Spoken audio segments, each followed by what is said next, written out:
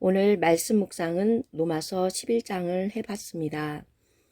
로마서 11장은 신앙을 끝까지 지키고 승리해서 남아있는 자를 기록해주고 있습니다. 이 사람들을 접붙인 자라고 표현하고 있는데 성경에서는 세상에서 말하는 것과 같이 화려하고 성공한 사람들의 이야기가 아니라 신앙을 지킨 자들의 이야기를 기록을 해주면서 우리에게 본을 받게 해주셨습니다. 11장 17절 18절을 보면 또한 가지 얼마가 꺾이었는데 돌 감람나무인 내가 그들 중에 접붙임이 되어 참 감람나무 뿌리의 진액을 함께 받은 자가 되었은즉 그 가지들을 향하여 자랑하지 말라. 자랑할지라도 내가 뿌리를 보전하는 것이 아니요 뿌리가 너를 보전하는 것이니라. 성경에서 말하는 남은 자들을 보면 아브라함이 있었고 여호수아와 갈렙이 있었고 사사시대에는 룻이 남은 자로 기록되어 있습니다. 로마서 11장 4절에 보면 그에게 하신 대답이 무엇이냐? 내가 나를 위하여 바알에게 무릎 꿇지 아니한 사람 7,000명을 남겨두었다 하셨으니, 이 말씀을 보면 엘리야 시대에 이스라엘은 우상을 숭배했었습니다. 주의 종들도 세속화되어 돈을 섬기고 있었고 그들의 많은 죄들로 인해 하나님은 진노하셨으며 그 나라의 위기가 영적 지도자와 성도들이 하나님을 떠날 수밖에 없는 그런 상황이 전개되었습니다. 그런데 그때 당시 바알에게 무릎 꿇지 않는 7,000명이 있었습니다. 그들은 하나님을 따르는 자들이었습니다. 당시 엘리야조차도 그대로의 존재를 모르고 있었지만 타락하지 않는 7,000명을 신앙 회복을 위해서 하나님은 준비해 두셨던 것입니다.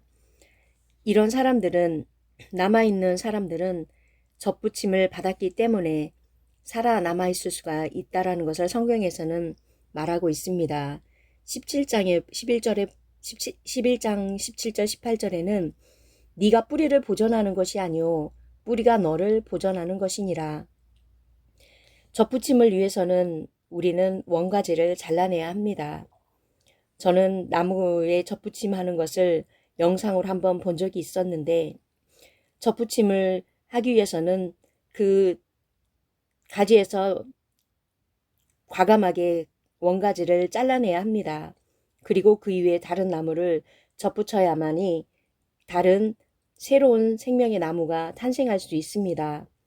우리가 지금까지 살았던 삶의 방법을 끊고 새로운 삶, 즉 예수님에게 접붙임을 하려 한다는 것은 우리도 과거의 옛 습관, 옛 사람을 완전히 잘라버리고 예수님 앞에 완전히 접붙임을 해야만이 우리도 살아있는 자, 신앙을 지키며 남아있는 자가 될 수 있을 거라는 말씀입니다.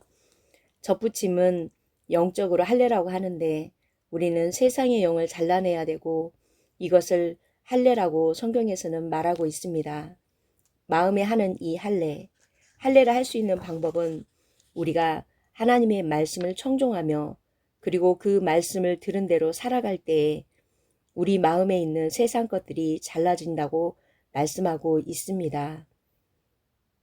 할례를 우리가 마음에 행하면 세상의 모든 것들이 떨어져 나가고 우리가 현재 하고 있는 훈련 과정에서 쓴뿌리와 가라지들이 다 떨어져 나갔을 때 우리는 그야말로 예수님 앞에 완전히 접붙임 바 되어서 풍성한 열매를 맺으며 살아갈 수 있습니다.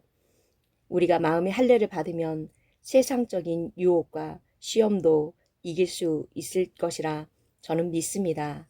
오늘 이 하루도 저는 이 말씀을 기억하면서 마음에 담고 아직 잘라내지 못한 원 가지들을 잘라내기 위해요. 오늘 하루도 승리하겠습니다. 바라크.